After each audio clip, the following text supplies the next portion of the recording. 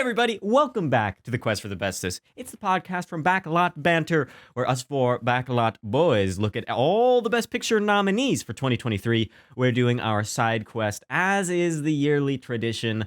I'm so happy to be here to talk about Tar, one of the greatest minds of our generation in the artistic world. Lydia Tár has put out a film that we are going to discuss and debate. But before we do that, let's revisit some of the stuff from last episode in which we talked about it. We talked about a very good movie, we thought. Avatar: The Way of Water. We enjoyed it quite a lot. We gave it an average score of 8.5. So while the top of our list is a little bit squashed together with Everything, Everywhere, All at Once, and All Quiet on the Western Front right next to each other, there is some room as we creep down. We will see where Tar goes on the list. I really have no idea. I don't even know what I'm going to rank this film. Well, that's what the point of the list is. Indeed, Leo. Indeed, Leo. That's what the list is. That's what the point list is. of the list is. Dream reference, of course. Thank you, Tanner. Yeah, perfect. Yeah. For our Tar review, why not? So now I'm going to hand it off to my esteemed colleague Abram, who I believe has picked a comment that deserves to be featured. I have. This comes from our treasured son, John Tour 11, who comments on our Everything Everywhere All at Once quest episode, saying, the only movie I've seen out of the nominated so far. When this came out last year, I loved it. I thought it was so fresh, funny, and everything that Doctor Strange 2 wasn't. Now, I have to say that I'm with Abram. The movie doesn't hold up on a second viewing for me. The action sequences are indeed too long, and joy just irritates me. 8.4 out of 10. It would be great if this wins, but I kind of hope there's something better to offer. Next one for me will be Avatar on Sunday. ... This man didn't see Top Gun. Everyone saw Top Gun. That's crazy. You This know, man didn't see Top Gun. I didn't crazy. see Top Gun. You haven't seen Top Gun? Timo. All right. Well, we'll get to it. We'll see. The best film of I'm gonna do that all 2022. the See, time. that's why I wasn't concerned, because I was like, I'm going to watch it when it gets It's nominated. true. It's a great point. Okay, we are not different T movie. Focus up here. I need a conducting stick. I've got I got a little Power pen. gun. an old Maverick. COVID test here. I'll use. Good. Very Tar. topical, very modern, like this film is. Yeah, Great point, this is a yeah. modern movie. What did you guys think of Tar on this most recent watch?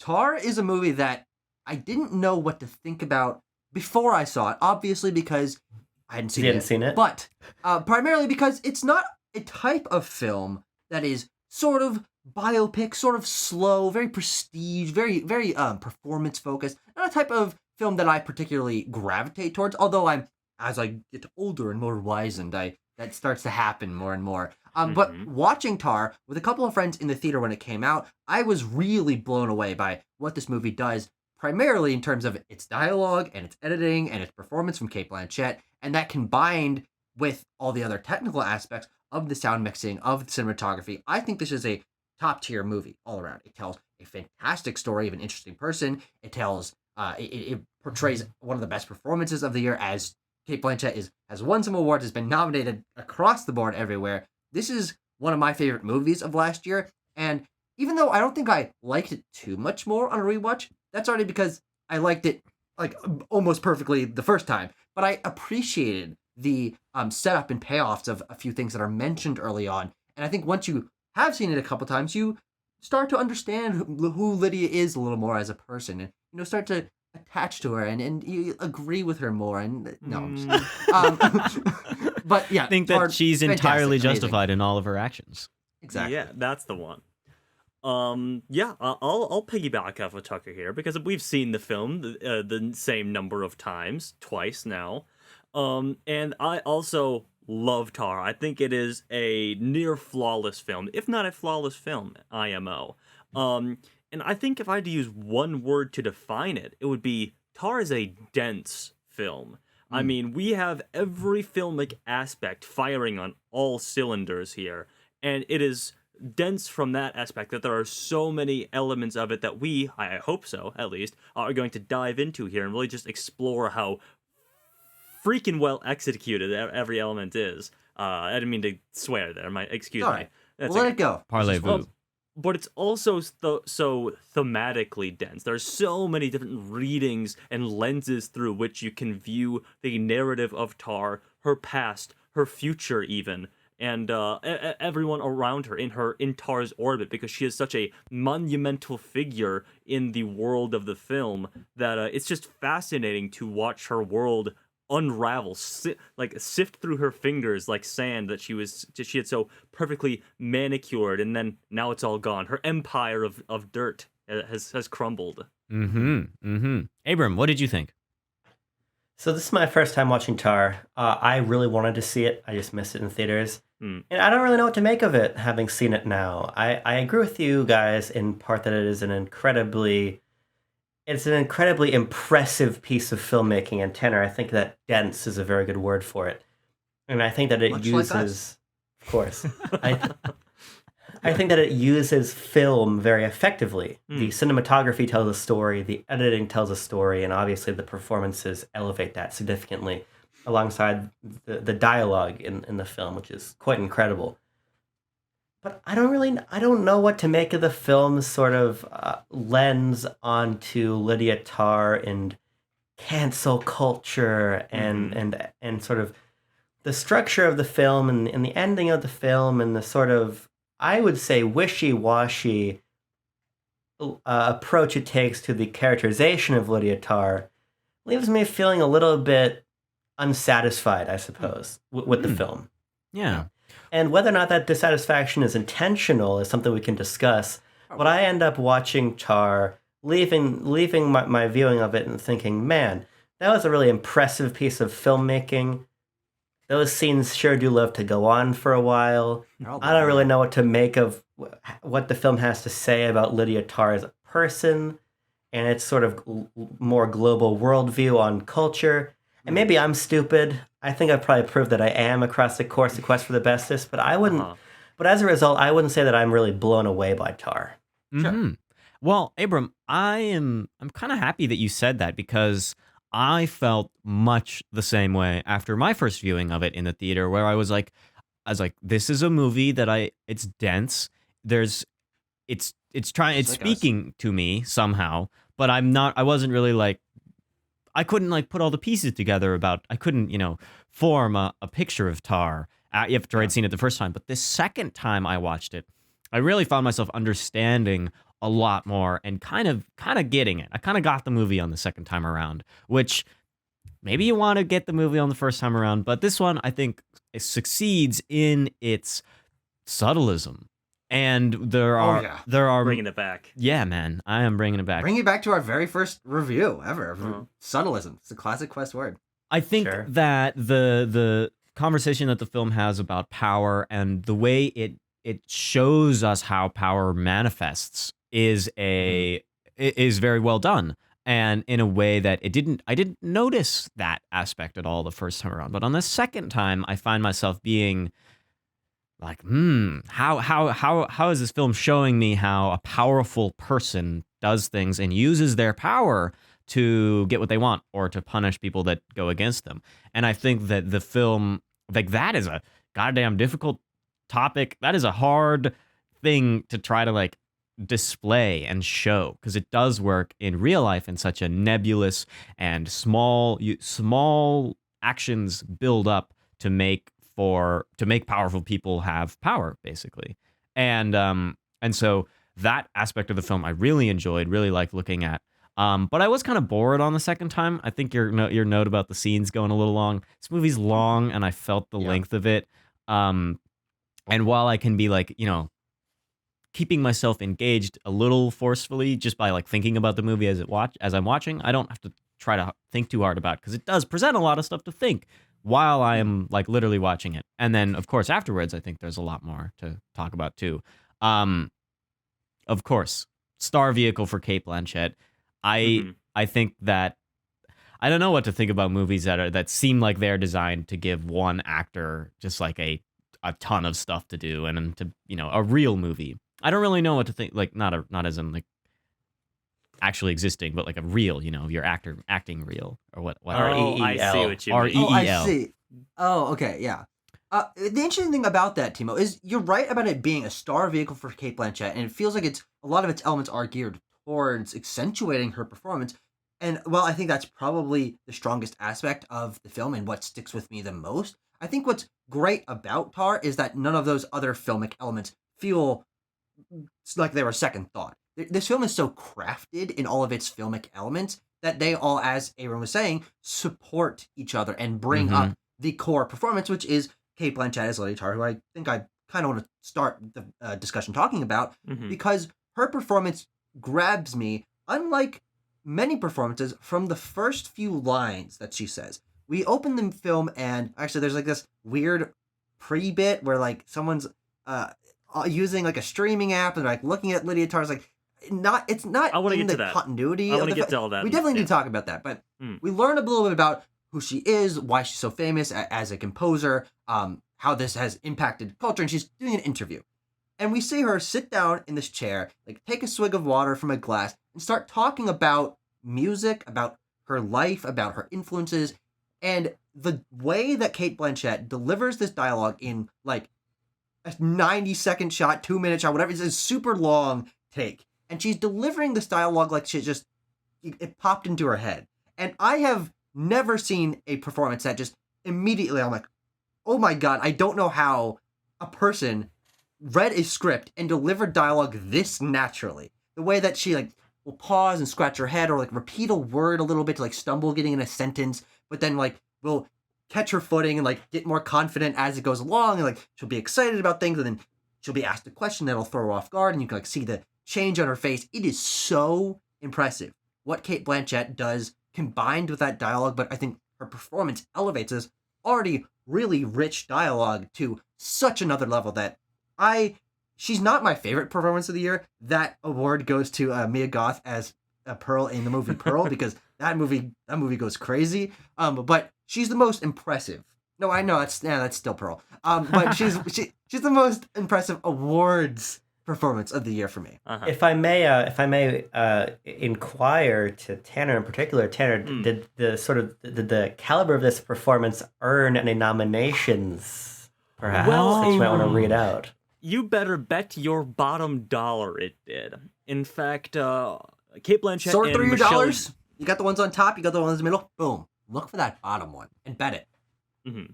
Anyway, Kate Blanchett and Michelle Yeoh are sort of jockeying for that Best Actress award at the Oscars this year. But in addition to Kate Blanchett, we also have nominations for Best Picture. Naturally, that's why we're talking about it here on the old quest for the bestest.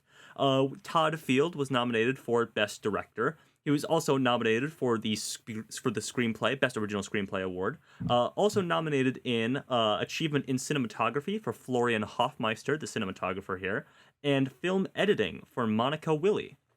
Mm-hmm. So a good chunk, a good collection of noms here. Some big hitters: editing, cinematography, directing, writing, and our main performance here. But let's talk about that main performance as Tucker just was. Tucker's correct, and I don't like to say that, but he is. Kate Happens Blanchett.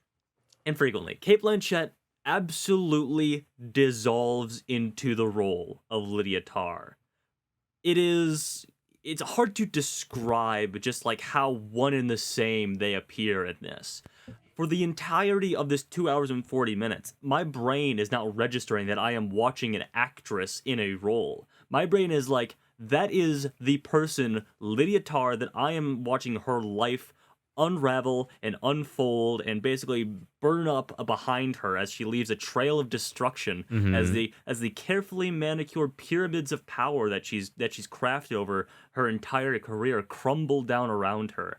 And the ways in which Kate Blanchett can bring this across with the subtleties, because that's what Lydia Tár is. She is a very subtle sort of person, a very subtle character who knows how to manipulate people just so to get exactly what she wants. And to see that all come tumbling down, and to see her try to cope with it and keep it together, but ultimately fly off the handle and shoot off into space essentially from where she was initially, is so fascinating, and it is Kate Blanchett's performance that keeps us grounded through the entire thing. I think what's interesting about it, Tanner, and it goes back to what Tucker is saying, that her delivery often doesn't feel heightened as I'm watching an actress at work. It's as you're saying, Tucker, that opening sequence in this New Yorker or New York Times interview, whichever it New is. Yorker. This is a New Yorker core movie. Oh yeah, Yes. New Yorker. She's I don't even know what that means. I can't even conceptualize what that means. You know The what New it means because Yorker you is watched like, the movie. And the French Dispatch. Yeah, that's a New Yorker movie. New Yorker core, new genre. It's here, and it's here to stay. I think. Aaron, please continue. We're sorry. we no, I appreciate that a lot. We hear her stumbling over words the way I am right now, right? Yeah. And I think it's little things like that that are quite interesting because to me the film's dialogue kind of operates in a couple different modes. And I'm reminded in part of Drive My Car, which was nominated last year, which I think is a kind of analogous piece to Tar in a lot of ways. Yeah. But it almost feels like we will have these scenes wherein conversation exists to just be that conversation between characters. But then we have these sequences wherein dialogue exists to sort of talk about something larger than the scene. The obvious example being in the classroom as Lydia Tár is basically bullying a Juilliard student, wherein We need to talk about that scene. Yeah. she's talking to the student, but it's really Todd Field talking to the audience about something larger. And I think Cate Blanchett is able to sort of move between these different scales very effectively, and in a way that, as you're saying, Tanner, makes that person of Lydia Tár become foregrounded, because that person makes mistakes, but that person is also theatrical at times. And I think it's her ability to move between those modes that makes the character feel so complete. Yeah, and I want to add on to something in that the way that the script is written and that the dialogue is situated in the film, even though Cate Blanchett doesn't I feel like overemphasize, this is like wonky. It's Lydia Tár speaks. She kind of speaks like I do in big phrases, circular logic. I think in a way that what am I trying to say here? I know what I'm trying to say. The dialogue is outlandish, I think, but the way that Blanchett lives in the character and delivers the lines, it is so believable that what this crazy, New Yorker core, using way too many big words and trying to sound as smart as possible all the time, which I definitely admit to being at fault sometimes. I think that style really reinforces the character and makes not only the performance but the characterization. I feel like just the way she talks is so kind of atypical, is different than all the other characters in the film, and that's an aspect of her performance that I really enjoy. Yeah. I also I don't want to cut the conversation about the performance short, but I think in terms of our conversation about feeling as though the entire narrative is anchored to Lydia Tár and Lydia Tár becoming so real, I think it's also important to talk about how the camera contributes to that, because the entire framing of the film is very conscious of the fact that it is centralizing Lydia Tár, and things happen on the periphery to characters and even to her that we don't see, because we're really concerned with what Lydia Tár is doing at the moment, which makes the shots that don't feature her feel even more eerie. Like when we cut to these sort of forlorn reaction shots of Francesca, they feel even stranger because Cate Blanchett is not the subject of them. And so I think the camera's fascination with her both gets us closer to that character, but also makes anything that doesn't centralize her feel further away. And I think that sort of distancing tool of the lens is really important for making, as Tanner said before, Lydia Tár be really all you think about and imagine as you think about the film. Mm-hmm. Yeah, and I think that's also helped by the supporting cast. We talk about the fact that this film is very focused on Lydia Tár as a central character, more so than many films are, with mostly just showing her and sequences that she's in. But I do think that we have a really solid supporting cast, not only from the performances we can talk about, but the characters of Francesca that you mentioned, her wife Sharon, and Olga, the new fascination young cello player that she sort of develops this relationship with across the course of the film, are all really well realized characters. I think they're performed very well, but the ways in which they're introduced, they have their own lives, they push back against Lydia Tár in certain circumstances, they each have a history or lack of history with her, make them feel like real people. And even though this film is very set in its time, and we don't do like flashbacks to Lydia Tár like conducting her animals in her bedroom when she was a child. We don't like see her play the clarinet. I don't know what instrument do you think Lydia Tár plays. I don't know. She plays the we don't, accordion, like, bro. All of them. Triangle. Well, she does play the accordion. That's true. But we don't flash back to like her in high school band or orchestra or whatever. Like this film is very set in its time frame, and I think it works strongly because of that. Because there's enough context clues and references to the past and references to how things happened that you instantly like backfill these people's entire lives, even though you've only known them for a couple months, maybe the time span of the film, and most of it, within probably a few weeks. But I think that it's the dialogue and these performances that make them feel so real, even though we're just learning about them, like basically from square one. Like we just are dropped into the world of Tár, and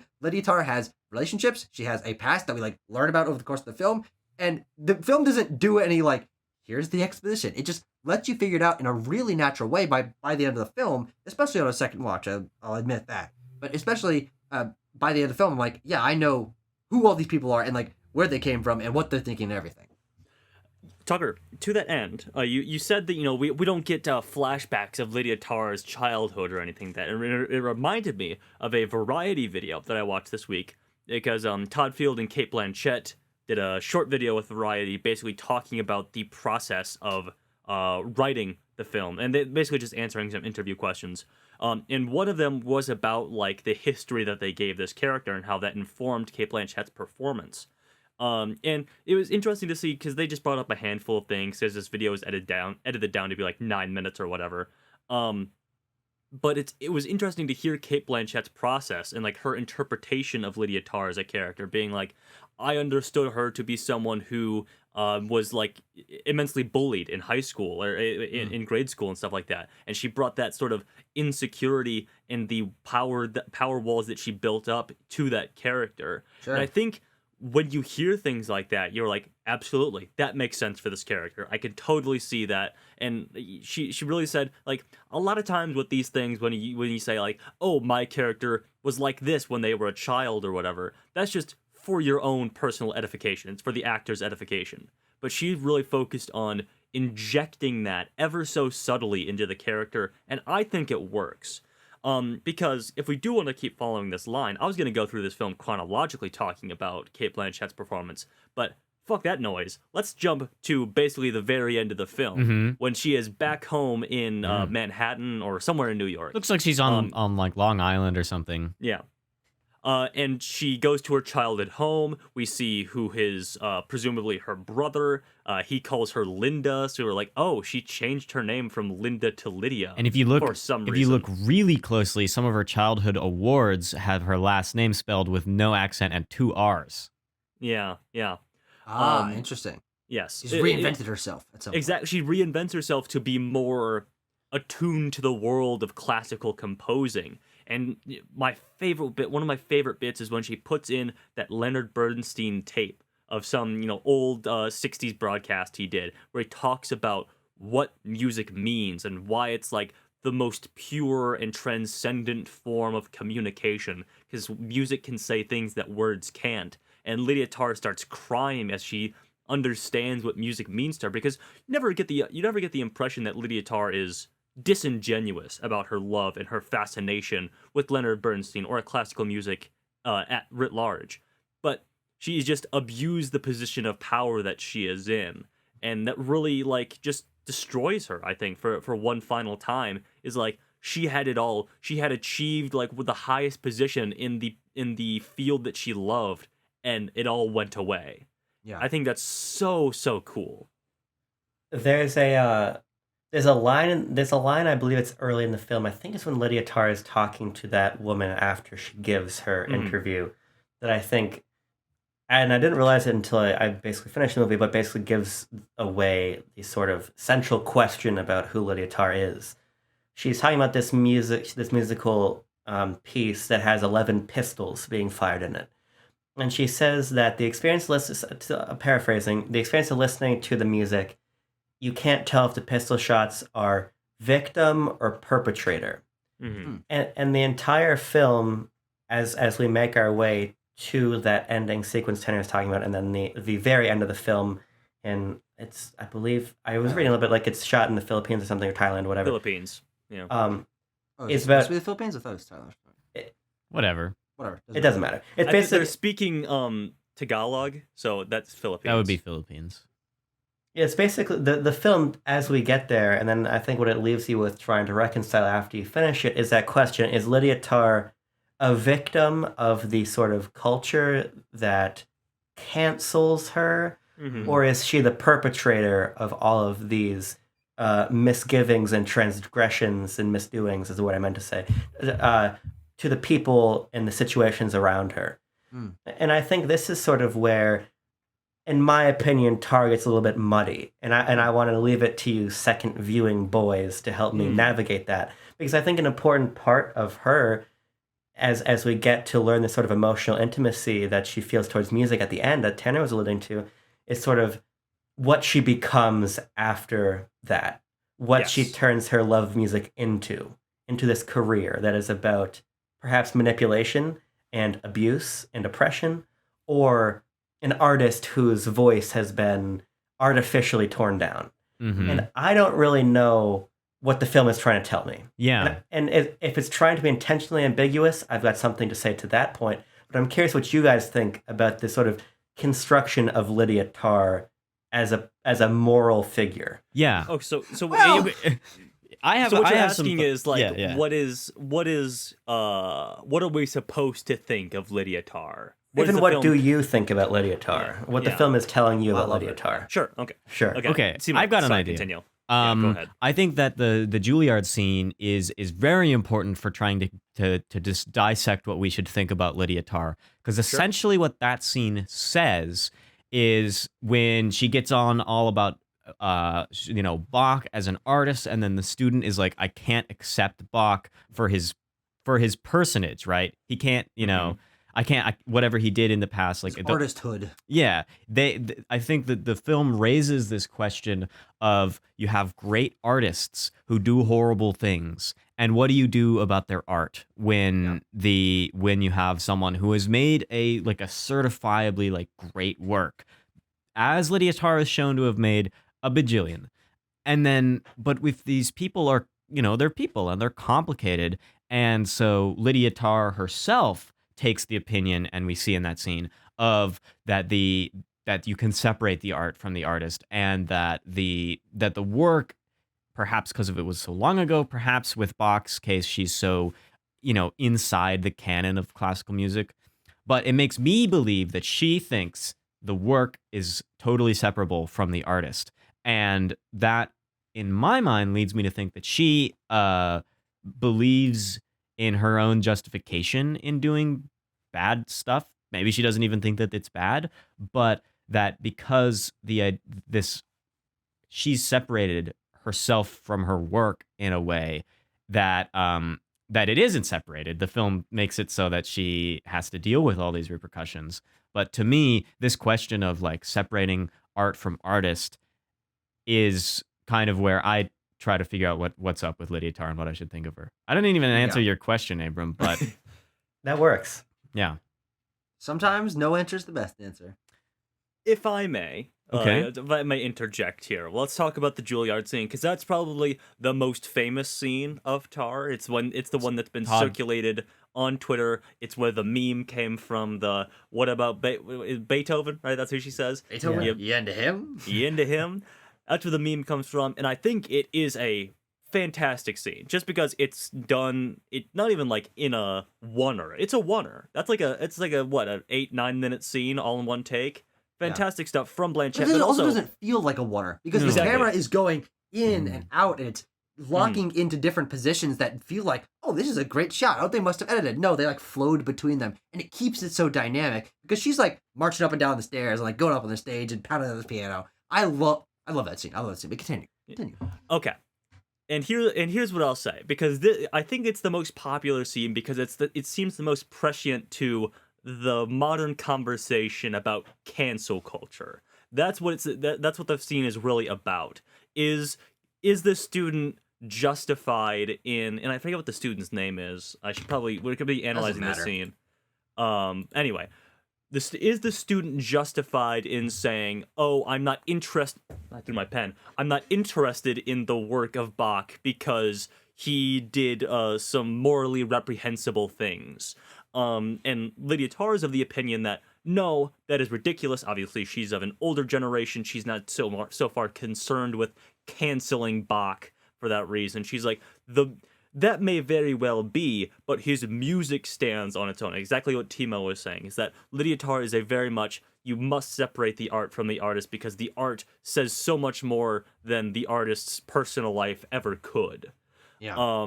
And for me personally, I think that Lydia Tár is a irredeemable character. I think what she does in the film is pretty abhorrent. You know, she's manipulated people for her entire career, not only for her own sexual exploits, but also just like for climbing the ladder of power at this orchestra that she's at. And everyone else is just complacent to this fact, it seems like. And it's very accurate to what a sort of environment like that would be in real life. So I'm not a Lydia Tár apologist. As much as I joke about it, I think she is like a bad character who likely deserved everything that happened to her. And so that's where where I come down on it. But at the same time, it's hard not to agree with her in that moment of like, you have to separate the art from the artist. And I think the movie is very concerned with that as well. And that's where Todd Field is coming down on it. But also, because he also examines the outcome of that for the artist at the very end when Lydia is in the Philippines. And I want to get to that as well. Mm-hmm. But everyone else can sort of give their interpretation of Lydia Tár. I think... Do you want to go, Tucker? Well, I want to say I think there's two readings of this film. It's watching the film and Lydia Tár's perspective. And she sees herself as the victim, and I think she really sells that. But it's a version of telling a story to where you can understand why someone might see themselves as a victim in that situation, because we all see ourselves as something greater. She's an extrapolation of that. She is one of the greats in the world of the film, but she also sees herself as one of the greats, if not the greatest of her time. And that extrapolation allows you to like sort of fall into, okay, maybe she is a victim in her own eyes, but I don't think the film presents her as the perpetrator. It punishes her for her actions. Everyone around her is always uncomfortable with her past. Even the people who are closest to her, her wife and her personal assistant, who she's known for years, are always like questioning her actions, and you can see that through their body language and the way that they're delivering their lines that they don't quite gel with this, and they know that she has done terrible things, and they do want to make sure that she knows that what she's done is bad. And Francesca does that by leaving, by refusing to go along even further with Tár's exploits. But her wife sits there and is uncomfortable with this and knows their past, and pushes back in very small ways of arguing with her about the most barren things, because Lydia Tár likes to harp on like really tiny problems that annoy her, but like she turns into something bigger. I think that the film knows that she's an irredeemable character, and that's why I don't feel that the film is confused about its own theming of separating the art from artist or cancel culture or whatever. I think those two themes are intersect in a really fascinating way that frankly I haven't seen in a film before. But I think that you can read it from two different angles depending on if you want to side with Tár or not, because she's so clearly set in that she's the victim in this situation, and what she did is maybe not right, because she's like hiding things and she's like gonna make sure you delete the emails and all that. But the film, I don't think, sides with her at all. It's interesting because I think the film does. And I'm not really interested in like what it has to say about cancel culture, because I'm of the real world opinion that cancel culture basically isn't real. It doesn't matter. It should be stated that, of course, we're saying all of this, but also at the end of the film, Lydia Tár gets like, she still gets a job. No, I think that's very important in the ending of the film. It's a job that debases her, but it's a job nonetheless. This is where I think it gets really complicated. This is where I think it's complicated, and where I partially have to separate like my own personal feelings from what the film is talking about. And a lot of it has to do with that ending, which we'll talk about in its own separate part. But I think that Juilliard scene is interesting because in what she's saying, not only about, again, quote unquote, cancel culture, but also identity politics, which she very specifically talks about Yeah. that students' justification being identitarian in nature, not being about the actual work.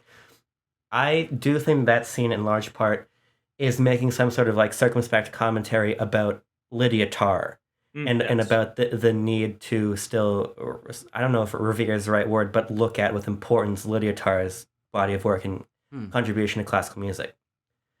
At the same time, I think it's complicated by the fact that because the film is so stuck in showing everything from Lydia Tár's perspective, there are very few moments when we as an audience ever have to watch an extended scene, because this is a film of very long scenes. We rarely, if ever, have to watch protracted moments of Lydia Tár being reprimanded and being in the clear wrong by other characters. There That's are true. moments of it. We see the end of the boardroom meeting, for instance, where they're talking about all of the controversies that are appearing around her. And then she leaves saying, yeah, I'm not coming to the next meeting. They make a comment about advising her to, and the scene cuts. We see very briefly her go to pick up her daughter, Petra, but then Sharon comes and takes her away. Yeah. The moments when Lydia Tár is actually challenged with evidence of her wrongdoing, they are shown to be deliberately fabricated. Like when we see the video of her in that Juilliard classroom that's been posted to Twitter that is very clearly cut to shit to make her look worse than she It's a already YouTube was. It Right. is. And It plays like that in the movie. and what I They mean to trolled say, me. yeah, and what I mean to say is that I think that a lot of what is actually shown by the film suggests or chooses to suggest that Lydia Tár treatment was in part unfair, or omits longer sequences that would very clearly illustrate how the people around her condemn Lydia Tár. We're taken out of those moments before we can really have people lay into her. Now, this is not a film that is overt, so I get that it's supposed to be about inference. But I think that in that inference, the film leaves room to sympathize with Lydia Tár. Even in the moment when she meets with that older composer at the restaurant, and he basically is talking about, oh, are there any allegations against me? I'm glad I got out of this whole thing before people started jumping down people's throats for their pasts or whatever. And then the ending of the film, it's both sort of like an elaborate punchline to a 2.5 hour long joke, but it's also this moment that clearly shows that Lydia Tár is this brilliant person whose talent is now being funneled into what I think the framing of the sequence demonstrates to be a quote unquote low art. Yes. Yeah. I do really think that the film is quite sympathetic in the images it shows and chooses to not show as they pertain to Lydia Tár. So I don't actually think that the film is as clear cut as you guys are saying until you bring sort of your own projection about what Lydia Tár's actions meant into the conversation. And so for me, I end up thinking that the film is more muddled maybe than you guys are letting on. I wouldn't say muddled, and Abram, I know you earlier said that if it is willfully sort of Ambiguous. ambiguous, thank you. I was looking for the A word. Willfully ambiguous about this, that you had something to say to that. And I think it partially is. You know, there is absolutely a reading out there where you can sympathize with Lydia Tár to an extent, I would say. I don't know if there's anyone who's going to watch this film and be like, "Oh, Lydia Tár, she shouldn't have lost her job for all of that." You know, who among us hasn't, sort of done the things that Lydia Tár has done? And Takes a certain kind. Yeah, it takes a certain One that kind. I guess, feel very technically. lucky to not be. Yes. So I guess I would throw it over to you to say for your reaction to me saying that the film probably does leave itself open to quite a bit of interpretation, but at the same time, I just don't see how you could watch this film and not come off negatively of Lydia Tár to some extent, at least. No, I think you definitely do come off to some extent, but I think that the actions of the character deserve more than to some extent. And I think for me, this is sort of where it comes down to wherein, as Timo was alluding to, the film feels too long or feels like we're spending a lot of time with not, and this doesn't sound right, but what I want to have happen happening in the film. The big example is the name of the player who kills herself is Krista Taylor. Mhm. Yes. Again, this comes back to what I think the issue of the hyper limited cone of view that the narrative has is the implication, or it's really more of a straight out accusation, is that Lydia Tár pushed this woman to suicide. Yeah. Mhm. But the film, I think, goes out of its way to never show us moments wherein Lydia Tár would have to sort of reconcile that truth. We see the moments of admissions of sort of circumspect guilt when she wants the emails deleted, or when she's feigning ignorance when that other person from the orchestra asks her what she thinks about Krista Taylor's death and the fact that she needs to get a lawyer. Mhm. But aside from the very small moment when she is in the deposition and being told by the prosecutor, your answers to everything are, I don't know or I don't remember, why don't I show you some materials to jog your memory? That's all we ever see. We don't even see those materials. What I'm suggesting is that the film, and I get that it's dense and you're supposed to unravel these things, but I think that at a certain point, a character or a person of this sort of immoral status needs to be interrogated a little bit further. And I think it could have been interesting to see Cate Blanchett be forced to do that by actually confronting her with an objective, sort of uncut away from moment where she has to reconcile the material damage she's caused to the people around her. I think that's Here's a what I very will good say. question. Here's what I will say. I'll try to get quick here. I think that Lydia Tár is haunted by this, and that comes across in some of the more surreal elements of Tár, which are also interesting to talk about. And I think we should get to them and move away from this. Is Lydia Tár a good person or not? And what does the film tell us if she's a good person or not? I think she's haunted by that. There's the scream, there's her vision of the dog down in like that blown out building. I think she's haunted by this, and that comes across in those surreal elements. And B, it comes back to this familiar conversation around film, which is, do I need a movie to explicitly, no holds barred, tell me that the character I'm seeing on screen is a bad person and must be punished, and we see them punished? I don't think so. I think that, Turn to the 40s. Yeah, I think that Turn to the Hays Code. I think that art is allowed to be more ambiguous and let you lead your own, let you find your own interpretations of things. And I don't even think the film is that shy about punishing Lydia Tár. It absolutely punishes her for her actions. It is the foreseen outcome of all of the things that she's done that come unraveling around her, like I've been saying. And she is ultimately, Abram, I can understand why it hit maybe a sore spot with you, because she's playing video game music, and that's the low art form that she's sort of debased to. Cover it. But nonetheless, it is a punishment for her. And not even so much a punishment, just an embarrassment and a reminder of how she had it all that she wanted, and how she now has none of that. Yeah. Mm-hmm. Yeah, I mean, can I just throw in some my thoughts about the ending? The way that the idea that this very powerful person who uses their power to do bad stuff, as in, I think the clearest example in the stuff that we've been talking about, we see that quick inserts of all the emails she says that I cannot recommend Krista Taylor. She is weird, basically, is what she says in 16 million emails. Mm-hmm.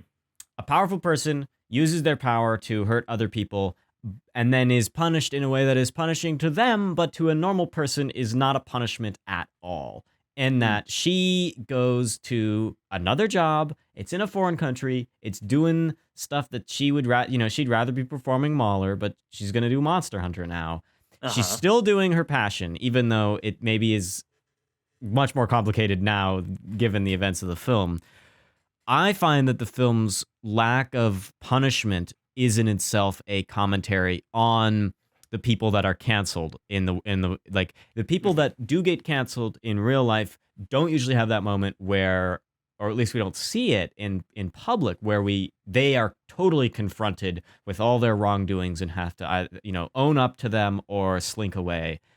And in real life, like Louis C.K.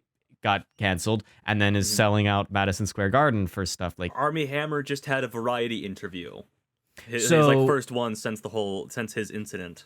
Maybe the ambiguity of the film is trying to say that cancel culture isn't real, and that that identity aspect of it. I don't know how that fits in. I don't know. It fits in somewhere. The No, film I doesn't tell yeah. me everything still, and even after this second watch, I still find myself like, you know, kind of at that towards some areas of the film. No, Timo, I actually think you're quite right. And the last thing I would say, so we can move off of this point into the surrealism elements, if you want, Tanner, because I think those are interesting to talk about, is that even in those of her being unable to sleep or being haunted, for me as a viewer, the effect of such a limited scope of perspective of the camera and the script make it so that I sympathize with her inability to sleep, for instance, because it's also sort of ambiguous as to exactly why she can't sleep. And so all I'm trying to illustrate is that I don't think that the film is as openly critical of Lydia Tár as you do. Not that the film isn't, or that it needs to be more so. I don't need the film to end with the Chinese redux Lydia ending Tár of was Pulp arrested. Fiction. Right. I don't need a fucking black screen to pop up and tell me she sucks and this is bad or whatever. But I'm just saying that I think that this film is far softer on Lydia Tár than maybe I want it to be. And this is why ultimately I still have a very positive view of Tár as a piece of filmmaking. But I just think that its sort of political situation is kind of weird, because I do view it as being softer on her than maybe you guys do. But I think that as we're kind of illustrating, what I see as softness can quite as easily be interpreted as being condemnatory. But I do think, to Timo's point, I'll give you an example. The composer, the Final Fantasy composer Nobu Uematsu, his music was played at Uematsu. My apologies. His music was played at the Olympics. Like, video game music is not some like low art form that is maybe Todd Fields is implying. And again, I'm not saying that Todd Fields sucks because he painted video game music in this way. But what I'm saying is closer to what Timo is illustrating. Like, Capcom is a fucking enormous company, and I'm sure Lydia Tár is paid quite handsomely to go play the Monster Hunter concert. So all I mean to say is that, if anything, I think our back and forth Tanner has sort of catalyzed my thematic reading of the film a little bit more, and it's probably closer along the lines of what Timo is saying, to where the film is maybe, if anything, a sort of contemplation, reflection, and meditation on the fact that perhaps maybe you can't cancel somebody regardless of how bad they are. But I still do maintain that there were interesting acting opportunities for Cate Blanchett and interesting dramatic opportunities if we actually went a little bit further into some of the many plot points that sort of are eschewed in favor of just continuing to keep the lens on Lydia Tár. Sure. One Can I last just say thing, and something? we all Timo, I'm gonna hop in. I'm sorry that I'm taking the monopoly on speaking time here, but I think it I'm has speaking to be a lot said, too. Yeah. That the ending, as we were talking about it, she's playing Monster Hunter. I don't think that it's Todd Fields saying, video game music is a lower art form and thus is a punishment for Lydia Tár. I think that it is Lydia Tár doesn't care about this music at all in the slightest. That's why it is an insult to her, is that we're talking about separating the art from the artist. We have literally separated the artist from the art that she cares about doing. Classical music, Mahler, whatever she's conducting out over here in Symphonies. Berlin. She is now completely separated from that and must do Monster Hunter cosplay shows, which is not to say that that is like a lower form of music, only that Lydia Tár views it as such. Yeah, And absolutely. and that is why she is embarrassed to be there. That is why it is a punishment for her. I just Yeah. want to Moments. put a quick note on kind of maybe to try to let's wrap up this discussion on Okay, the, let's on wrap the it stuff. up, yeah. Damn. Before I Yeah. got to say what it was. I have done a lot of thinking about what this film has to say and what it means, and we collectively here have just done a lot more thinking on it. And I think that the fact that to come to the conclusion of what this film is trying to say, given that it's about a very contemporary socio-political issue of cancel culture, feels like if you're trying to say something about it and have it be like understood, I do would caution Todd Fields that like we are straddling a line of subtleism here that makes it so that the everyday viewer might have a really difficult time dissecting out what this film is trying to say. I think we can do it because we are trained. We do this with every We're movie. sick bastards, yeah. But like I think it's dangerous to try to say stuff. Dangerous to say stuff, but it is more dangerous in like a situation like this where it can be taken the wrong way and it can be understood as Todd Fields' anti-woke, barrage in the middle of the scene. And I'm sure there's some people out there who are lauding it for that. If I can just say to that point, though, I think that we are some of the only people under the age of like 45 who saw Tar, so I'm not too worried about who interrogates what the film has to say. But also, I'm gonna be honest with you, I'm sick and I've been drinking so much fucking water. I literally am going to piss myself. We are going to have to break for 90 seconds. I'm gonna go pee. Pee break. I'll be right back. Okay. We talk about this film being ambiguous and having multiple readings, and does that make the film quote unquote irresponsible in some ways because of the political climate that it's released into? But I do think that there is a deeper detail to the creation of this film, the artistry behind Todd Field writing this kind of dialogue, the character of Lydia Tár, the portrayal by Cate Blanchett, is something that you might not realize, Abram, and because this is your first viewing and you're not particularly familiar with the film beforehand, and inspired by a few things that you said before we started recording, is that Lydia Tár is not a real person.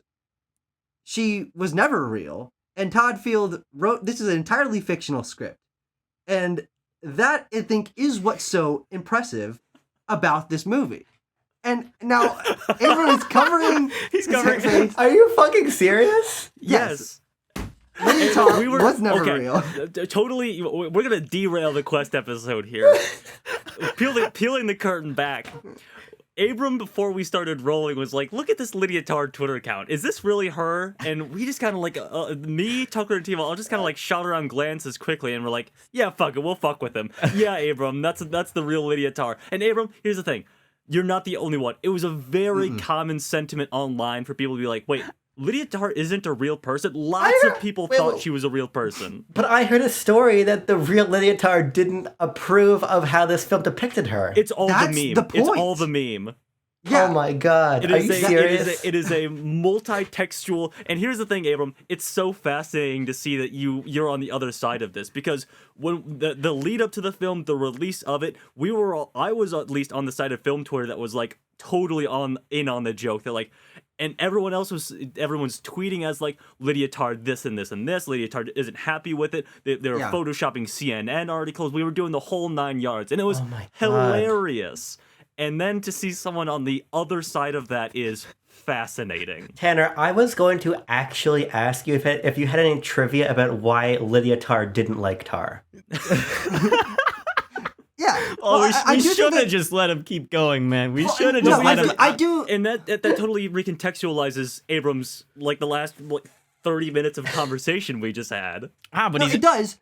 It recontextualizes it for the audience, but we all knew that he didn't know. And I do think that there is a creation of this film and an artistry to the fact that this is the most real I've ever felt a character be in a film, and it's not based on a real person. This is the best biopic there ever was, but it's not a real person. It's the second best, man. The Weird Al movie's got to be the best. Oh, my bad, yeah, Sure, Weird the Al best Yankovic biopic. story.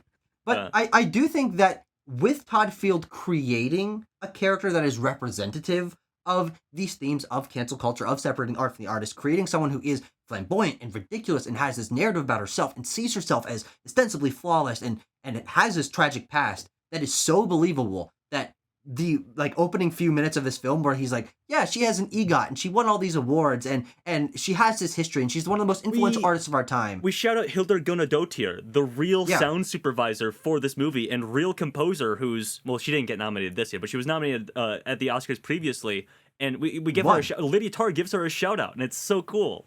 Yeah, I'm going to Letterboxd to raise my review now that I know this. I literally feel like I'm hallucinating.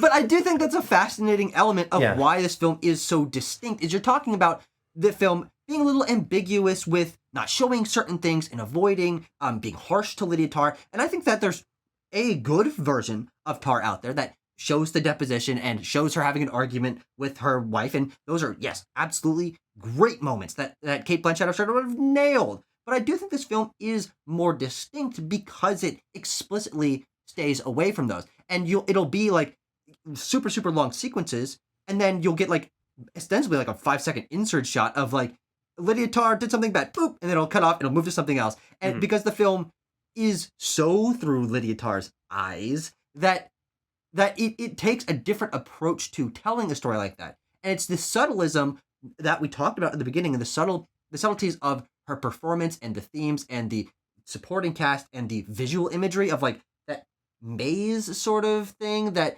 evokes memories of Krista that keeps showing up in her life, and the metronome ticking back and forth, and like waking up in the middle of a jungle, random insert shot, but is really, really cool.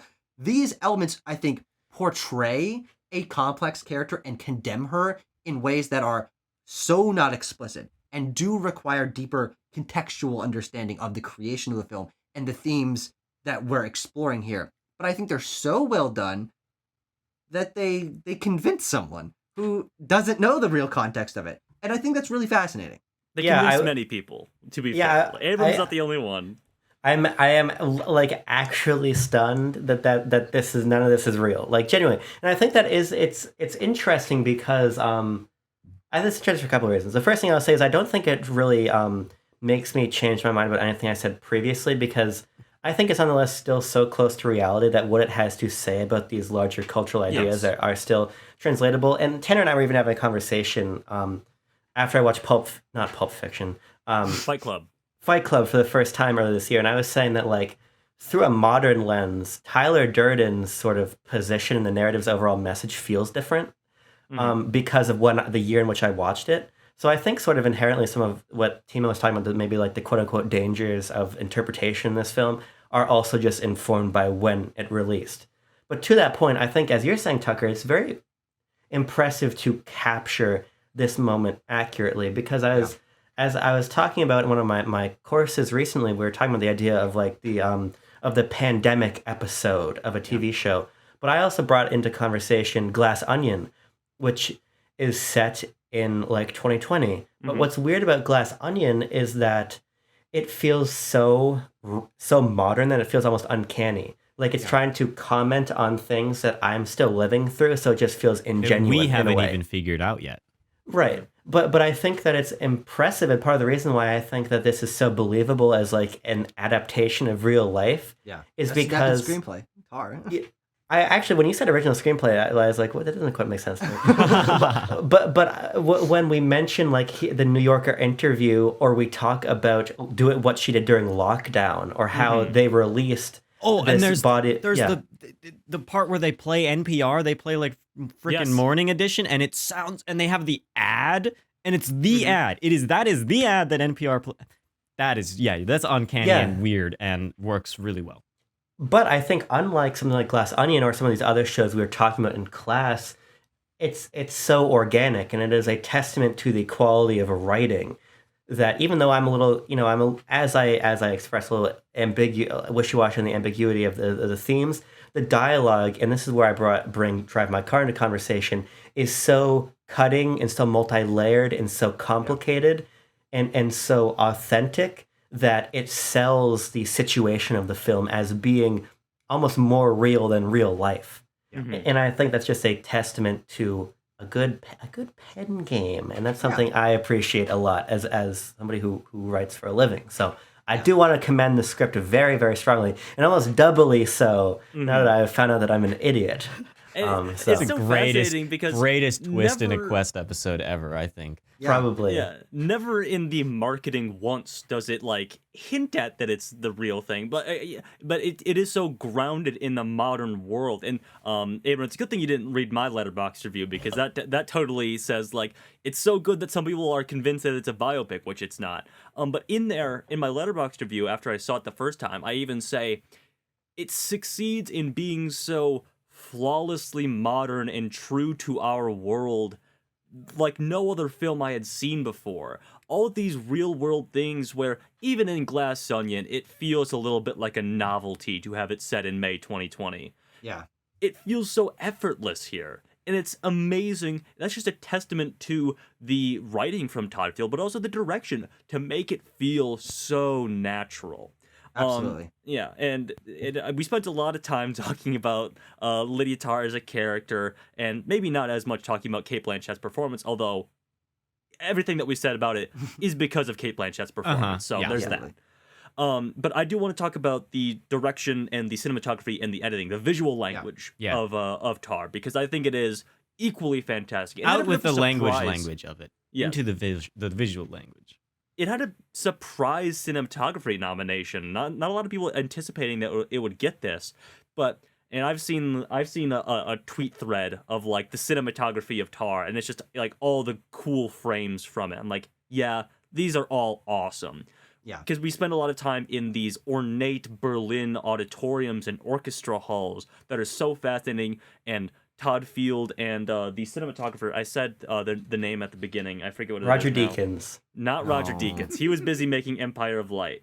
It is the cinematographer Florian Hofmeister. Yes. Finds so many cool angles to just to Yeah. shoot this from.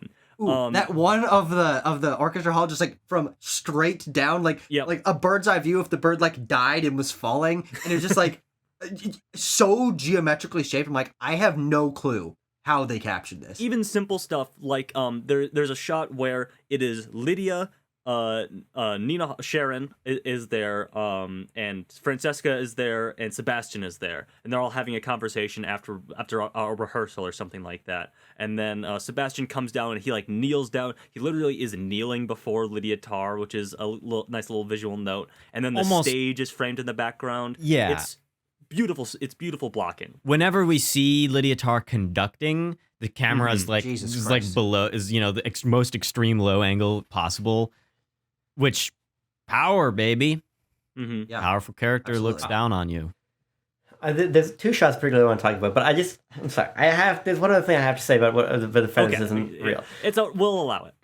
Before we It's a started shock. recording, I was Yeah. looking at an account called Lydia Tár Real, and I was trying to get them to figure out if it was real. Mm-hmm. And I was having them open up the fucking profile picture to tell me if that was Cate Blanchett or Lydia Tár. I don't know how you guys did just like lose it when I asked you to do that. That's fucking crazy. We knew As- we we're knew what as was good of going actors on. as Cate Blanchett. As good as actors as There Cate are Blanchett for that. texts from me to both of them saying, "Don't tell him. Yeah. Wait until the episode. Yeah. We need to make this a bit." Yeah, you're like, That oh, is so awesome. it's a coordinated But effort. okay. Mm-hmm. Okay, that's out of my system. What I actually wanted to say with the cinematography is that to me this is one of the visual films of the year. I think that this is an absolutely deserved nomination. Because I think the cinematography is not only quite precise and beautifully framed, but also so thematically full. There's a couple shots I really like. One that I really think is quite interesting is we're in like one of the New York underpasses, Mhm. or one of the New York City tunnels, and we're in like an Uber or whatever, and the camera comes up behind the car, but like the top third or more of the frame is like the ceiling, and it makes everything feel very claustrophobic, and it's like this subtle but overt visual message that the walls are closing in around Lydia Tár. Because typically, if you're framing that shot, you're maybe down behind the bumper or a little bit above the top of the car. But we're like high up, and this is just ceiling, and it feels imposing. Yeah. But the shot that's most interesting to me might actually be my favorite shot of the year. Is you were saying, Tucker, about sort of the geometric element to the cinematography. Everything is very much aligned. Yeah. But then when Lydia Tár has her mental break, and she plays the accordion, we cut to a shot that's off Got to talk about kilter. apartment for sale. Oh my god. It is the only shot in the film that is like off of its axis. And because of how principled the photography is around that one shot, it becomes so clear. And it is the first thing that illustrates that goddamn Lydia Tár is really gone now. And I think it's really commendable, and we're talking this with All Quiet on the Western Front, when your cinematography becomes a vehicle for character and theme. Yeah. So I think this is one of its most deserved nominations, right up there with Cate Blanchett for Best Actress. Yeah. I am. Oh, go ahead, Tucker. Go ahead. Well, talking a little bit about the cinematography, but a different aspect of it is, in a weird and very subtle way, I think the color grading of this movie is absolutely fantastic, because it's it's all almost gray. over naturalistic. It's all gray and brown, but it brings a real richness out of these gray and brown color palettes that is like hard to believe. I'm looking at a frame that is just brown wooden stairs and like a gray background and Lydia Tár in a black jacket and with her white skin and her blonde hair. It's like, this is a beige, boring color palette. But the way that the cinematography, frames it in very interesting ways and makes it dynamic and geometric and interesting in those framings, but then the color grading brings out the color that is so muted, makes this film feel distinct unlike any other. There's the muted color palette of war films like 1917 or like All Quiet on the Western Front, but I think the almost robotic nature of the cinematography and the gray tone scale of this, the grayscale tone of this film's visual language, I think is fantastic. And that's all on top of some of the most ridiculous, brutalist sets I've ever seen. Yeah, I was going to talk about sets. The sets, which I think are probably real music halls, there's no way they built like entire or stadiums. Yeah, I'm sure it for was filmed in Berlin. I think in that variety video I mentioned, they mentioned Dresden as well. So yeah, Sure, real yeah. orchestra halls. real places, but they're also matched up with other places that are probably sets, or at least took some scouting that are her home and the places she visits that are just as geometric and reflect her personality just as much, that are not the orchestra halls that are, obviously probably iconic to people who care, but are very cool and brutal and imposing. But her home is as well. And I think the synergy of the geometric cinematography, the rich but very muted color grading, and the brutalist sets is one of the most distinct artistic visual visions of the year, because no one else wants to do cinematography like that. No one else wants to like show sets like this. But you place Lydia Tár in it, and you're like, yeah, that feels right. This is the like robotic, like I'm in control nature of Lydia Tár portrayed through color grading and cinematography and set design and like set location scouting. It's Phenomenal. ridiculously phenomenal. Yeah. Yeah, I wanted to just note that these locations make me feel some type of way. I don't know if I've like fully like figured out. This film is saying stuff through all of its filmic elements, of course. But these sets, like, man, they really tell us about who Lydia is as a character without her needing to say much. Yep. And these sets, like, I want to just be able to go through and be like, okay, this one means that, and this next one means this. But like, that information hasn't presented itself to me. But I think it's in there. I think that you could do a full thesis on how the set and the locations of the film are directly tied to character motivations and internal feelings and everything like that. It's all there. I just haven't done the mental labor to like pull it out, because Sure. it is something Yeah. that you're not really intended to notice. I think in film, we do. but we do notice it and we feel it. I really feel it during the runtime. Yeah, there's I've done a little bit of writing about brutalism recently, actually, for some stuff I'm doing in Lock On. And there's this notion that like brutalism is imposing architecture, but also architecture. I sound like I'm four. It's imposing architecture, but there's also a very beautiful tenor to it. It's almost like this inherent contrast or juxtaposition within itself. And there's probably something there within the sort of feelings we're supposed to feel about Lydia Tár as a person. And so you can probably, if you're smarter than me, tease out some sort of connection there. But I think that also just on an aesthetic level, it's beautiful. I mean, just exposed. It's that contrast between the exposed concrete and then that hyper finished modern wood. Yeah. But what's also interesting about a lot of the locales of the film is that they're very empty. There's a lot of empty space in the film. I think about the moments when we're doing the blind auditions for people to add to the ensemble, and it's just these rows of empty seats. Or when we go to where Olga lives, and it's just these empty corridors. Or even, oh god, another beautiful shot of the film, the which way Western Man shot of back out to the beautiful Berlin like street, or down to the dark fucking gross cellar, and the shot is just bisected perfectly by the concrete pillar. It's just all so spare. There are frankly not that many people, except for when everybody is sort of converging for these musical moments. So there's probably something there too, but I don't know. I can just say like, "Hey, no people," and that's about as deep as my commentary can go. I want to talk editing as well. That's the other nomination that this got, and Yeah, I important think to that talk about that. editing also comes with sound, and I'll let Timo loose on that one a little bit. But I'm going to keep him latched for just a second more. Leashed. But Caged, if you will. I just love how there is no fat on this film for the 2 hours and 40 minutes. But especially towards the end. And I can see like complaints about how it goes too fast towards the end. Abram, when you thought Lydia Tár was a real person, you were mentioning how we never really see these bad things happening to her, these comeuppance moments.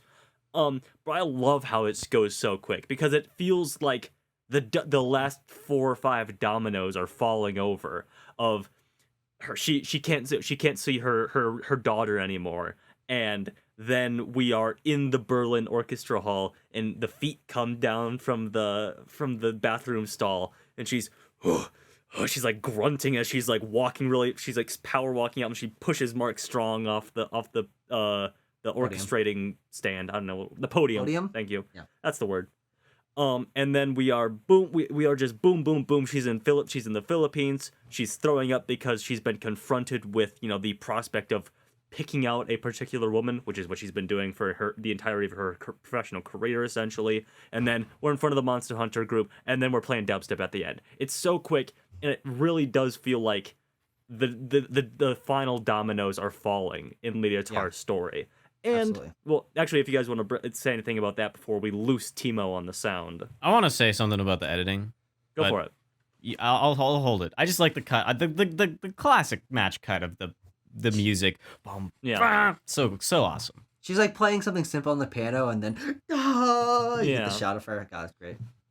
Yeah, There's also another great cut that uses sound very well, and it's when it's when she falls on the stairs and clonks her head, and it sounds like a fucking coconut. I think it's hilarious. But then it's like the cut of her like cracking the ice with the rolling pin. Like there's a lot of really great like cuts in this film. You don't see very often. I will say that I do think that the film, in its editing, it does feel too long to me. There were several points where I'm checking my phone for the time, which I try to do as infrequently as possible watching films, but I just kept wondering, like, damn, how long have I been here? And I think that's a testament to maybe the fact that like Drive My Car, the screen time is all intentional and used, but it's just so dense that I wish there's a little bit more of an editing reprieve, maybe even. Because there are long sequences that really end up operating in just shot reverse shot conversations, dinner sequences, and things like that.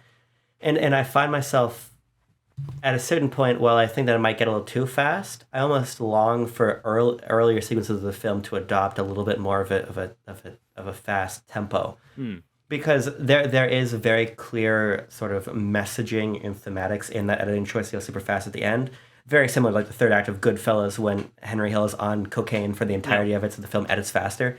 Yeah. But I do think Cocaine Bear. Oh my God! Don't even talk about that one.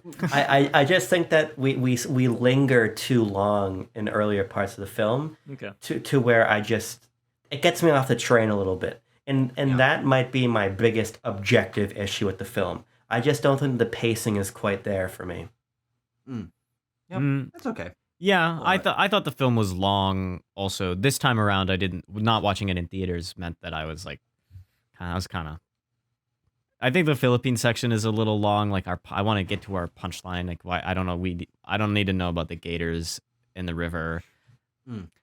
I don't know what that adds to my. Well, I actually do think that particular sequence has like a line that adds meaning to it. It's when she's like, "Oh, we should go swimming," and they're like, "No, there's alligators. Like that's a terrible idea." It just shows how little she knows about nature and the world at large because she's so focused. Her knowledge is vast when it comes to music. She talks about creators and their histories and their personal lives and the way they've influenced her in a way that my brain can't even comprehend, but I'm loving every moment of it. But like these people who have lived their lives in the Philippines and they know, obviously we don't go swimming in the water. There's gators there. She puts her hand in the water. She's like, oh, this is fun. Because she never leaves her building, quote unquote, because she's so set in her life. And I think that's sort of a thematic reading to that. They escaped from a Marlon Brando movie. Yeah. Which is another funny movie. I don't know. Who knows? Sound Mo? Sound Mo. Yeah, well, this movie was not nominated. Hello, Doug? Doug? Not in sound. Doug? Not nominated in sound. It should have been, I will say. Should have been nominated in sound. Just because, obvious, you can't give it an original score nomination because the score isn't original. Mhm. But Hildegard Dottir, as I said, supervised the sound for this and did a stellar job. Yeah, I find that the sound is very naturalistic, and I think that this movie had a great dialogue editor because the dialogue just sound like the way that the dialogue sounds is very good. Wow. Wow. Yeah, but like I think it's very crisp. It uses cuts very very well cutting around with the sound. But like I don't know, were there moments that like was beyond those two cuts that we talked about that like really stood out to y'all? Hearing the dog kind of was maybe one for me. I feel like okay, Tanner, go ahead, tell me. Okay, so Andrus has a line about halfway through the film where he says, some composer Schopenhauer measured intelligence by sensitivity to sound. And from that point forward, even the first time I watched it, I am tipped off to every slight sound that Lydia Tár hears because she is a very intelligent person, as Tucker alluded to. She is very well versed in composers and the history of music and all of these things.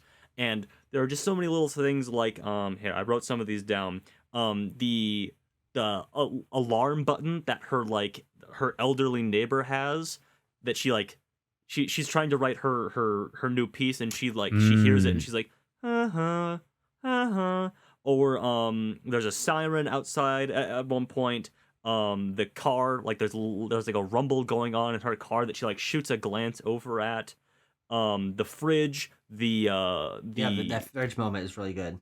The metronome as well. And to a more obvious extent, the scream that she hears when she's out running in the woods, which is another element of her being like haunted by at least Krista's ghost, I think, to some extent. So yes, but I think there are many elements, many moments of like little sounds that tip you off and put you in the shoes, in the mind space of Lydia Tár. Yeah, I think that's because you're right. The sound is naturalistic, but I do think that it's heightened. Elements like the fridge humming for whatever the hell reason is called so much to attention to. It puts you, as Tanner said, in the headspace of one Lydia Tár, and it for me, and I'm surprised it didn't pull you in as much as it did for Tanner and I. It puts me in the sound mood, which most films don't, because it calls attention to its own sound design. But I think it is so masterfully done that it can feel naturalistic. But to me, it's hyper realistic. Well, Tucker, I'm always in a sound mood, so That's a great point. My bad.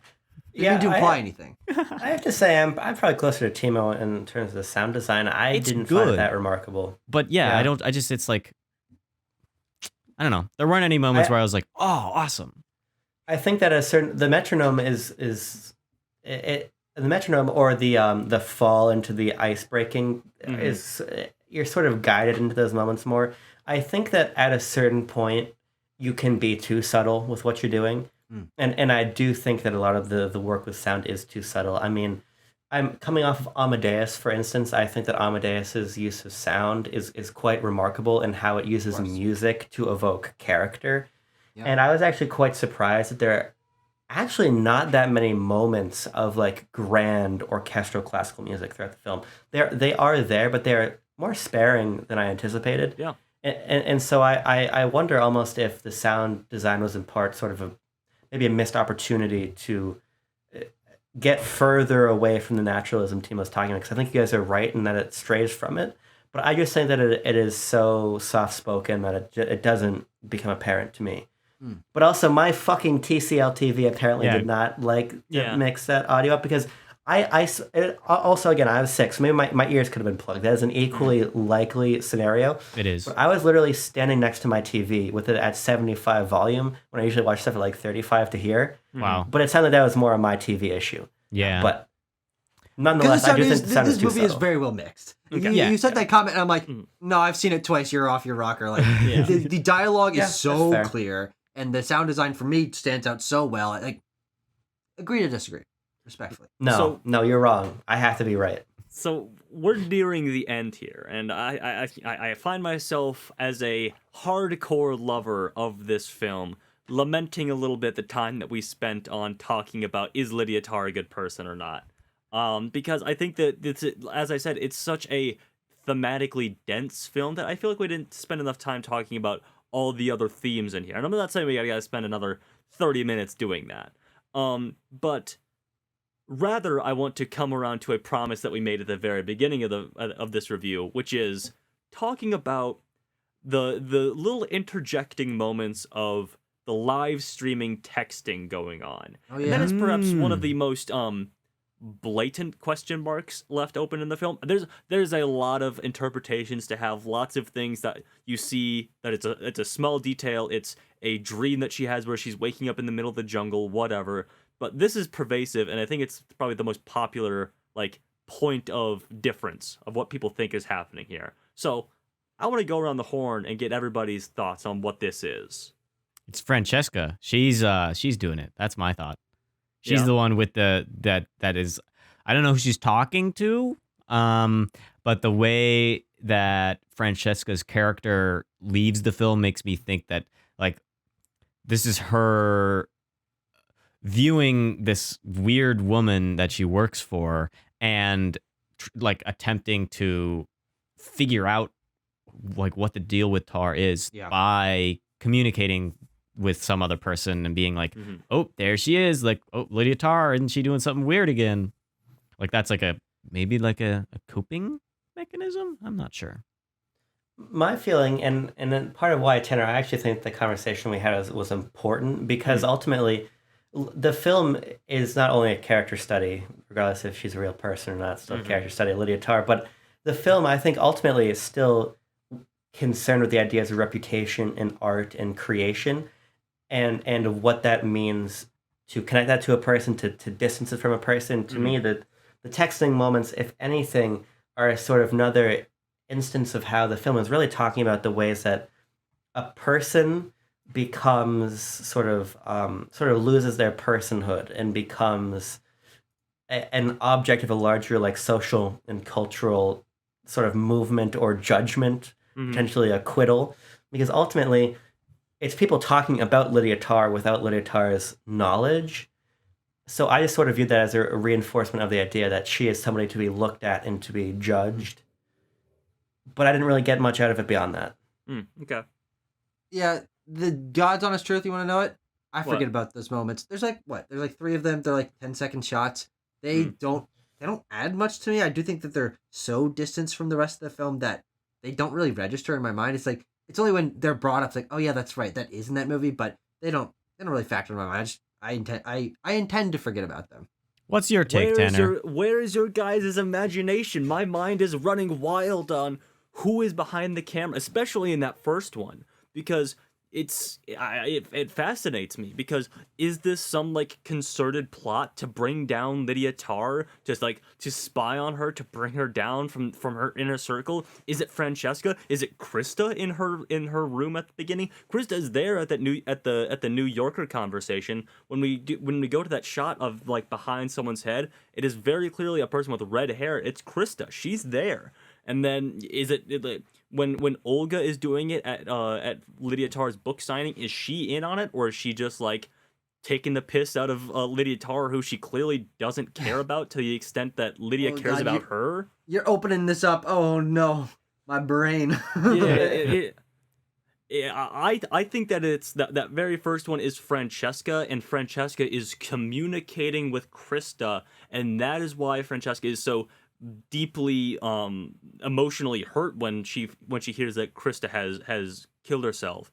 Is that, you know, it's we also knew that they were finally- friends because they Exactly. went on like a boat tour up a river or whatever for a while. Yeah. And they spent years together. Yeah, but I don't think that Francesca is stupid. She is complacent, perhaps, but you know that's commonplace, and you know she has to build up a portfolio essentially of evidence against Lydia Tár, and that's what she does towards the end. I think she is absolutely the one who is sort of behind the scenes and leaking stuff to the executive board or whatever that brings Lydia Tár down eventually.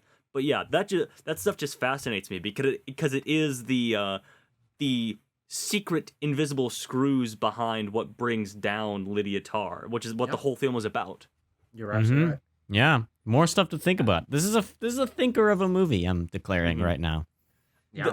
I will say one more time that again there's lots of theme to talk about here. There's a great thread on Twitter that I found that is, if you guys think what I just said was introspective, this is fucking off the wall. Like, they are analyzing shots from the trailer that aren't even in the movie. And it's great. I'll maybe put that in the description of this video. I'll link that thread, because it is insane. And it talks about the spiritualism that runs throughout Tar and how that connects to how it connects to her time with the that South American tribe that we hear about, and which is briefly alluded to with the jungle thing, but is hardly in the film, but it's an entire thread about all that stuff.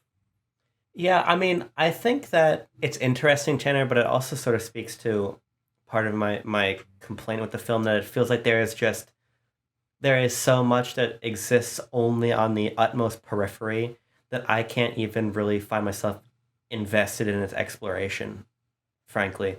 Because the film is so hyper-focused on Lydia Tár that these elements around it to me just sort of dissolve away, and I kind of forget about them. And so while I do have a sort of feeling about what those text conversations mean, in large part, I feel like Tucker does, to where they sort of just become a couple shots in the sort of composite whole of Tar. And maybe that's to its detriment. Maybe I'm just not a curious enough viewer to want to piece all that together. Probably. But potentially. But I feel like the film really is just, at least personally, it really is just concerned with understanding how a person like Lydia Tár is sort of viewed through a social lens, and how that social lens changes them. Yeah. And maybe this stuff ties into it somehow, but I don't know. I also think that to what Timo said about his second viewing experience, I'm not sure I'm that motivated to watch it a second time. Yeah. Because frankly, I think that through this conversation, as I've actually raised my score a fair bit, because I think I've reached a deeper understanding about what the film is trying to say and how it operates.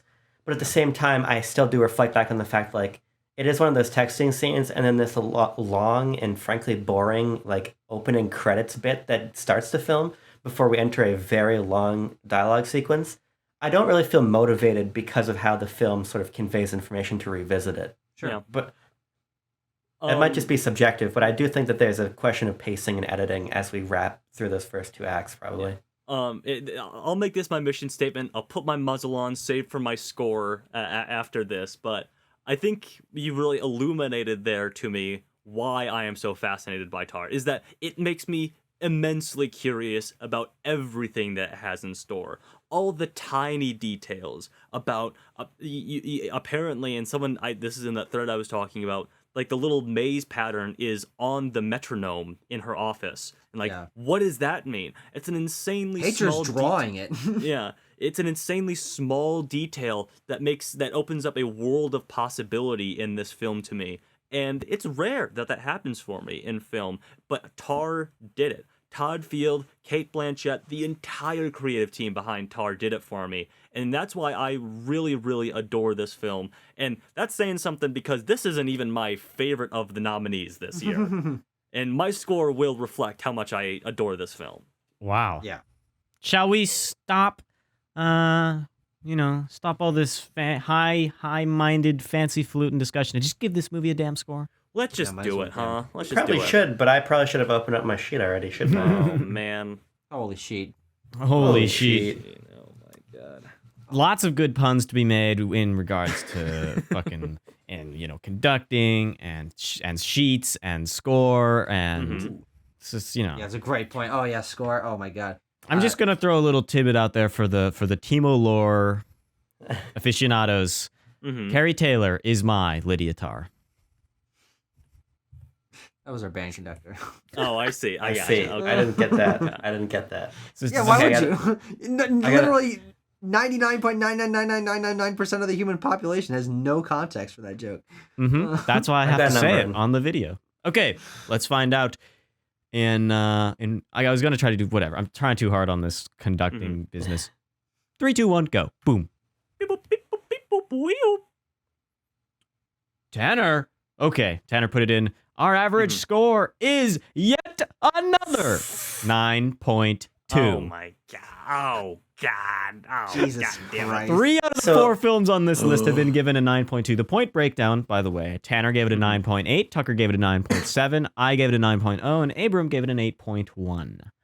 So here's where it gets interesting because we technically let the computer litigate. Mhm. What was it? The All everything quiet everywhere to it. all quiet. Yeah, but I think that we should. I think that we should begin this with versus All Quiet. Okay. I don't think the it number should- 2. It is the number 2.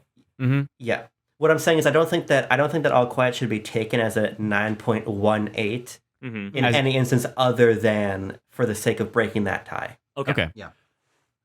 If I may, I'm taking the muzzle off. I said I was putting it on, but I'm ripping it You're off, taking baby. Here we taking go. the red back off. Because it's no contest for me, I think, because I think we're looking at a wholly original product that is infused with so much theme, so much meaning, and even if you don't want to get into all that, it is such a fascinating character study that is so much more detailed and so much more not lengthy. I think that these probably are pretty comparable in runtime, but is so much more involved in studying its main character than All Quiet on the Western Front. And All Quiet on the Western Front is a fantastic film that has a fantastic character, Paul, at its center, but I think it's Tar. Just from the craft is very similar here, but I'm gonna fall back on a bit of a everything everywhere argument here when we argue those two.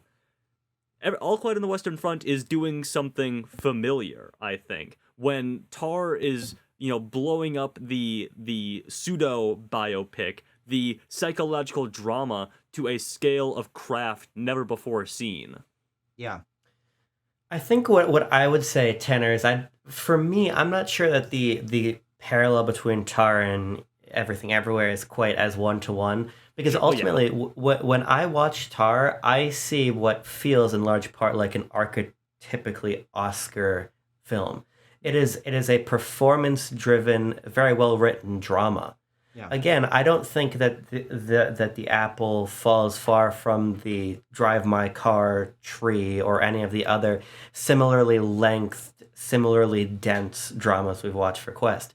And that's not me criticizing it because my opinion of Tar is now that it's a great film when I came in thinking, yeah, it's pretty good. Mm-hmm. But I think that nonetheless, when we talked about All Quiet on the Western Front, we talked about it, frankly, in some very similar terms to how we talked about Tar in terms of the ways that it's using sort of all of its filmic affordances. Mm-hmm. But I think that nonetheless, Tar to me leans so heavily on its dialogue in a way that, to Timo's point, has a detrimental effect on pacing, but is also very much, to me, not as emblematic of what film can do as when I think about All Quiet's ability to evoke just as much, if not more, of a visceral, intellectual, but principally emotional response through images and through sound.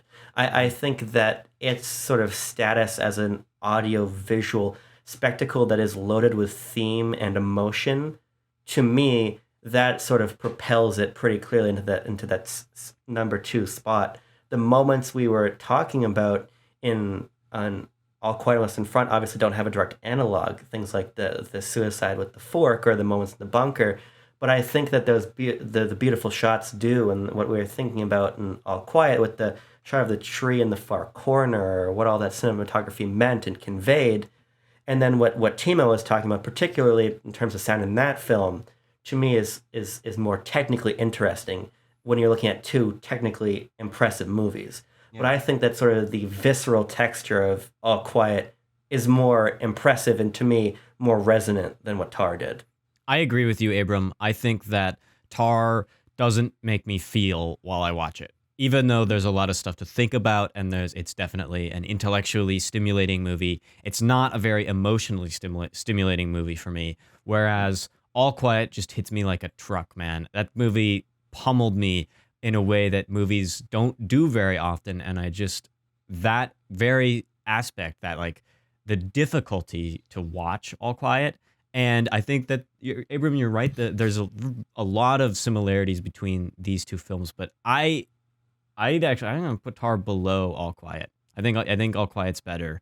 In I agree. its just like soul crushingness. I also think just one other thing I want to add is that I feel like we're also undervaluing the amount of effort that goes into modernizing a narrative like All Quiet. We talk about it as sort of not I don't want to say lesser than, but in every tie we've litigated, we've talked about how like the process of writing or conceptualizing other narratives is a more impressive feat. But I think that there is an equally impressive ability to modernize a narrative that's 100 years old and sort of what has become basically a generational story in part. So I just wanted to shout that out also, just because I feel like that's a thought that I didn't put out when we talked about All Quiet in particular. Yeah. Definitely put Tar above, and I think for me it's distinctness.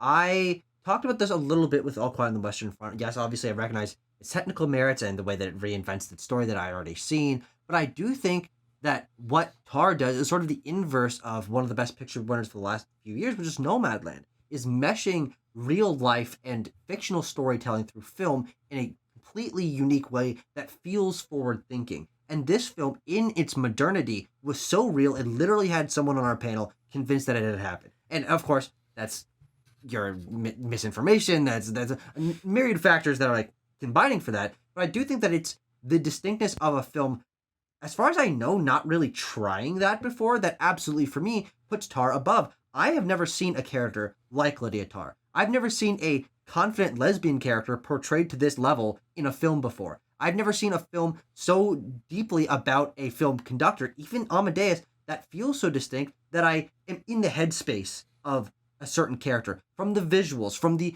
so naturalistic, it feels like someone's just coming up with it on the spot dialogue, to the set design that we're talking about, the editing, the way that it uses sound design. It is one of the most distinct creative visions that I've seen in the last few years, and that is part of the reason why I put Everything Everywhere All at Once at number one, and why I will put this, at least from this list, at my number 2 or 3, is that I have never seen something like Tar.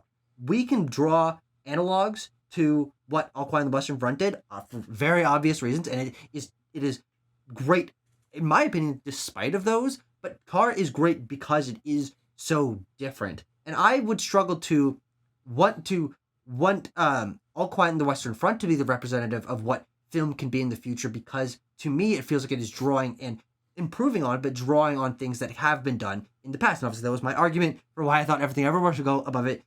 But it stands true here. Is Tar is forward-looking. Tar is innovative. Tar is distinct in a visual and thematic way that feels more of our current era. And you're right that the story of All Quiet was modernized, but not that much. And Tar is so modern, it feels like it took place in Germany right now, and we didn't even know about it.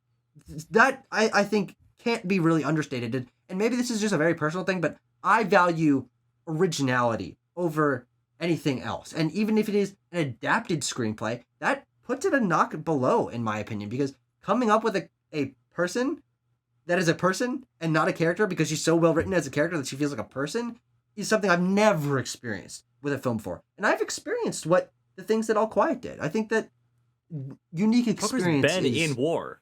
I think one thing that World War One.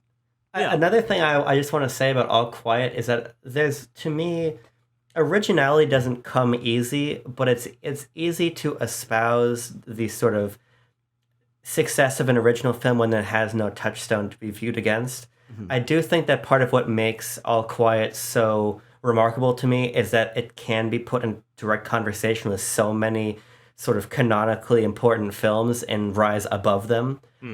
At least from my view, there is a real skill, and I think innovation, as we're saying, using the word innovative for a lot of these other movies we're talking about, there's a real innovation to making something as, in large part, archetypal as a war film feel fresh and feel haunting. Mm-hmm. That, to me, almost is more powerful when I start All Quiet and think to myself, what new is there to even evoke within me when I'm watching a war film?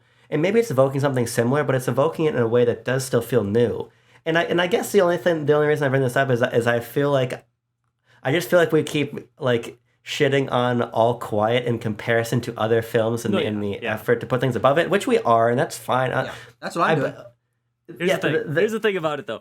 Yeah. These are all fantastic films. Yeah. I love all these films. I loved All Quiet on the Western Front when I watched it for the first time for this review series. Yeah. But boy howdy, I will step on its face into the muck to lift the film I love. And that's more totally above fair. it. Yeah. I will fill those trenches. Yeah. And that's totally fair. And all I'm saying is that I think that there is an element of importance to that reinvention that to me is as perennially interesting as doing something brand new. As I would do with basically any other film that we would review on this list. If there were more than 3 films on here, I'd be stepping on the Banshees of Inisherin or whatever else to get Tar up that list. But I mean, if Babylon or Bones and all got nominated, I'd be straight out lying about the other movies to get those above it. So what does it really matter? In any case, I think we're at a stalemate here. We do Extend seem those that we're numbers. at an impasse. So extending the numbers is going to put Tar below by 0.03, below All Quiet on the Western Front. So our 3-way tie for first place continues. We can say it like that. How about Do another one? Mm-hmm. We are going to have to figure something out at the end of this when we realize that all of our favorite movies of this year got a 9.2. They're all fantastic films, but They're really good. Yeah, I'll just say once again, Okay. I do not think Best Picture is as solid for Everything Everywhere as some people are saying online. I'll just say it once more. We don't really know. But we do know that for the time being, Tar is going to go at place number 3 on the list, but it's a contentious 3. Remember that it's so close to the top spot, like numerically points wise. So yeah. We also know what film we're going to be watching next, don't you? We do know what film we're going to be watching next. The only true biopic on of this year's nominees, we are going to be watching. Banshees didn't happen. Banshees didn't happen. Steven Spielberg didn't have a girlfriend? Happened, kind of. Well, we'll get to it in due time. But anyway, we're talking about, I guess, yes, Fableman's. Never mind. We're talking about Top Gun happened also. Yeah. What happened? Top Gun? Top Gun also happened in real life. Yeah, it happened over the Pacific coast when they shot down that balloon earlier this week. I heard Pete Maverick Mitchell didn't like Maverick that much. Oh. Anyway, we're talking about Baz Luhrmann's Elvis next. Elvis. Oh, I can't wait. This was one that Jeepers. I was hyped for. I wanted to see it. Didn't see it when it came out in theaters, and so I'm very appreciative of the nice little push to watch it now. We Timo, you're the only one who hasn't seen Elvis here. Then Abram, That's I, correct, and Tucker have. I like this movie a lot. Yeah, Very I excited. didn't like this movie a whole lot when I first watched it. I've grown on it slightly, and I anticipate that I will grow on it even more on a rewatch. Slightly. But Even this more one is on slightly. HBO Max for all the streamers who are watching concurrently along with these reviews. So yes. For all the people like me that renewed HBO Max to watch Last of Us, you can also watch Elvis now. You can watch Elvis on there. Beautiful. But Yeah. exciting. Yeah, that's going to be a fun movie to watch, a fun movie to talk about. And luckily, we're not going to have to run any issues with runtime on that one because it's like over 3 hours long. Quest can go for 2 hours, 2 hours and 30 minutes episode. And we'll still be under, it just ends. If we hit an episode that is as long as the movie, it just ends. There's going to be no conclusion. This is what we're not anywhere our near unilateral decision. We keep breaking our record here. This is the longest quest yet. I think review. Avatar was longer than the one before that. So This is an unsettling trend. Let's keep, for the sake of brevity, at an hour 45 minutes into the review, we'll call it there. Until next time, until we talk about Elvis, keep it cool, stay warm, and have peace.